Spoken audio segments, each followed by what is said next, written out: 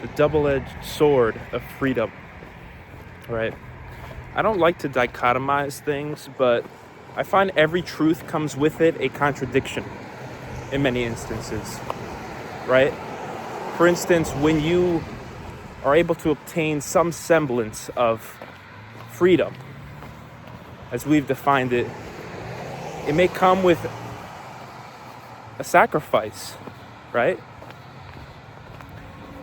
When you finally realized your ideals, you come to recognize what is gained but also lost in some sense.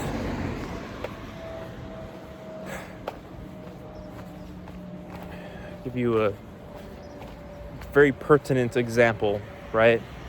Which has, quite frankly, disconcerted me for the longest time. But, I've known women in these perilous situations in which they're at an existential crossroads, essentially, between desiring freedom and, obeying their family's will, essentially. I've known women who they were practically forced into marriages with close relatives, right? They were sexually exploited, and many young women, even children, in some communities rather. I'm not going to depict that as the entire world practicing some archaic, backwards sort of notions of marriage.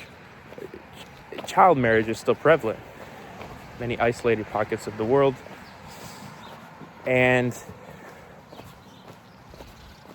there may be grave consequences for those who do not submit themselves to this fate.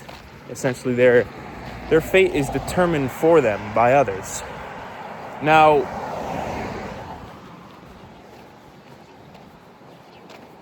in a nation like the United States, written in the Constitution, it precisely defines the rights of individuals, right, to participate in a free society. Now, obviously, we're a nation governed by laws and not of men. It's not a direct democracy. It's a constitutional republic.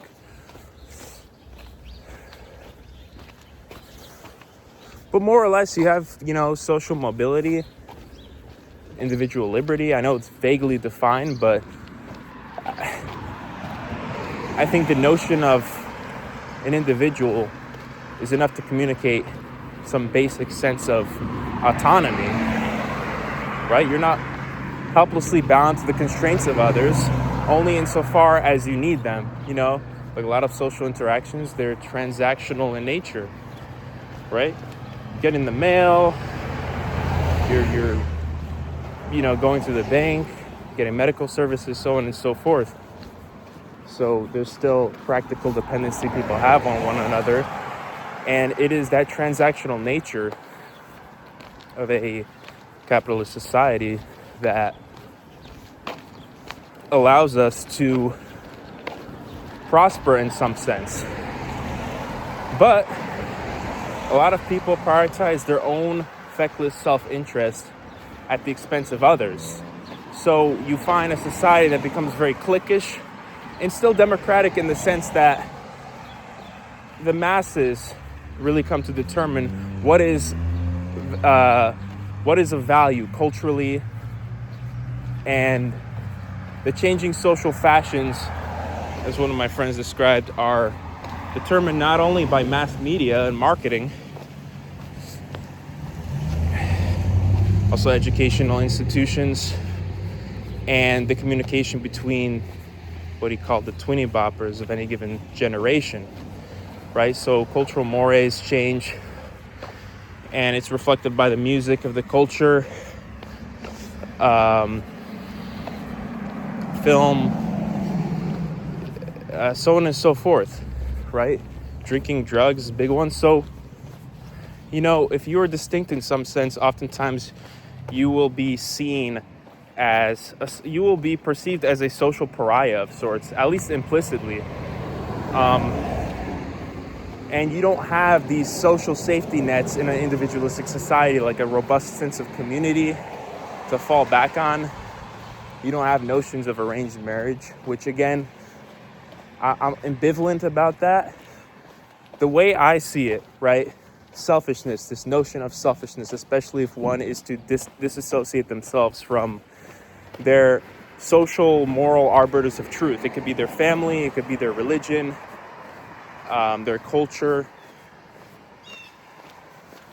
political affiliation, so on and so forth, right? There's certain individuals, I would describe them free-spirited individuals, right? Or free-spirited thinkers, those who are very unique in discerning. They're forthright, forthcoming, and dignified in their approach to life, right? No one's perfect, but they have this magnanimity to them, right?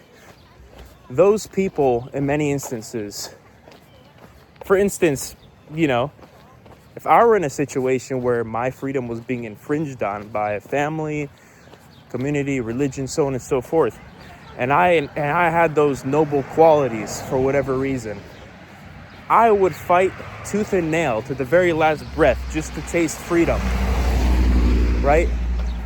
Not to appease mediocrity. But if someone is very distasteful as a person, very disreputable, and exerts negativity, has no real discernment or sense of agency within them, then it may be in their best interest or in the interest of others for them to have their life arranged and coordinated by family, elders, so on and so forth. I remember someone mentioned in a video that religion was made so that stupid people could act less upon their stupidity. Right? Now, I'm not necessarily claiming religion is stupid. That's might be a very unruly claim to make. It's certainly more nuanced than that. But why is it that just because one person needs a God to tell them not to go out and be provocative and fight others and steal and loot, that somebody who is inherently more composed and self-possessed and discerning has to believe in the same narratives as them, right? Like, so I have to believe something just to prove to you that you are not really a bad person, right? And if I don't believe that you're a bad person, or if I believe you're maybe not such a great person without, your morality, then I'm your enemy, essentially. And I shattered the entire foundation of your reality. You have this existential crisis of sorts. So it's laziness. It's like older generations who they inherited the wealth and prosperity of those before them. They often grew complacent, right? They took it for granted. They lapped it up. They lived in a lap of luxury and then told younger people to be ashamed, to also feel inspired by the fruits, the ripe fruits on the trees of prosperity. And so a lot of people became disillusioned,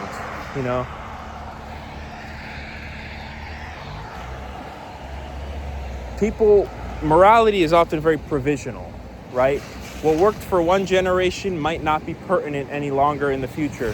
So a lot of people are concerned with their own comfort in any given time than the future generations, right? So who's really selfish in this situation? Those who don't want to conform heedlessly to any given morality of the masses, or those who only uphold the morality insofar as it keeps them comfortable and it keeps them secure from themselves? Because what can be worse than facing oneself in the realization that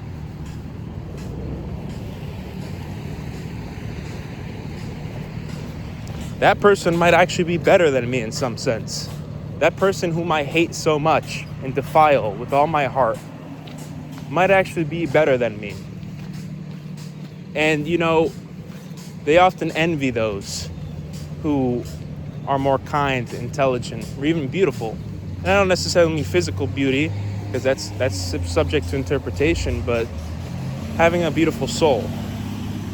It can inspire a lot of envy, right? But there you go. Every truth comes with a contradiction. Modern society, you can call it individualistic, but it's still, conforming to any given morality. One that's more utilitarian, one that's more concerned with gratifying pleasure, I find. But I think true individuality is almost like a spiritual process, right?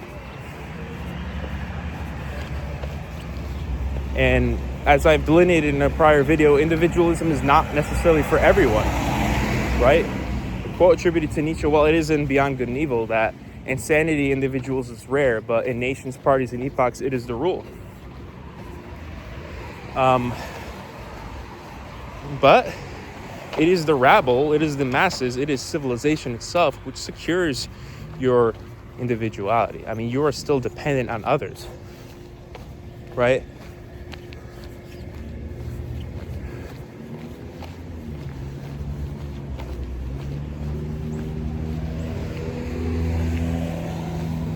You still need to recognize who came before you, because you are in a way an amalgamation of the past, right? Into an individual.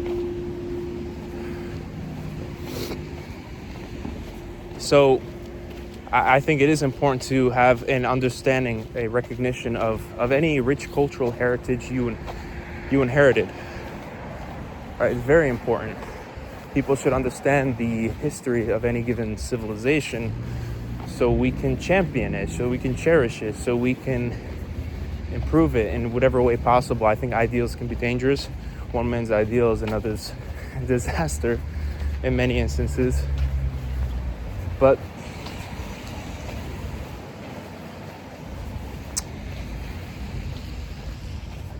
I just think that,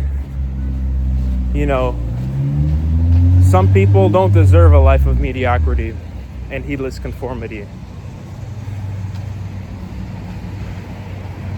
I think we've realized what's been lost with modern society, with what people describe as late-stage capitalism, with individualism. But you also realize what's lost when you lose it.